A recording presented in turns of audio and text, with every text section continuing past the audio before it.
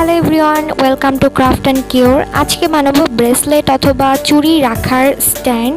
এটা বানানোর জন্য ব্ল্যাক পেপার নিয়ে আমি রোল করে নিচ্ছি। এটা আমার 12 ইঞ্চির বেশি হয়েছে, সো আমি 3 ভাগে ভাগ করে অর্থাৎ 4 ইঞ্চি করে এভাবে ভাঁজ করে ত্রিভুজ অর্থাৎ ট্রায়াঙ্গেল বানিয়ে নিচ্ছি। এভাবে আমি 2টা বানিয়ে নিব।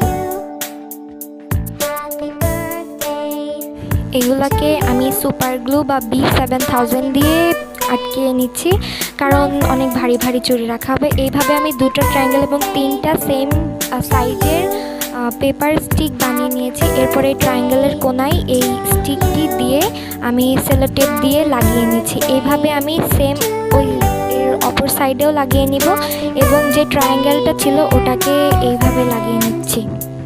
কিছুটা ঘরের মতো হয়েছে।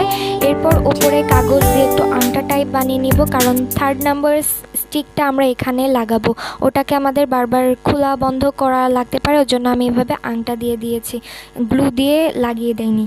সো এরপর এই স্টিকের মধ্যে আমি ব্রেসলেট রেখে তারপরে অফ করে দিচ্ছি। তৈরি হয়ে গেল আমার ব্রেসলেট অথবা চুড়ি বানানোর স্ট্যান্ড। আমি 2টা রেখে আপনাদের দেখিয়ে দিচ্ছি। So like, share and subscribe to my channel.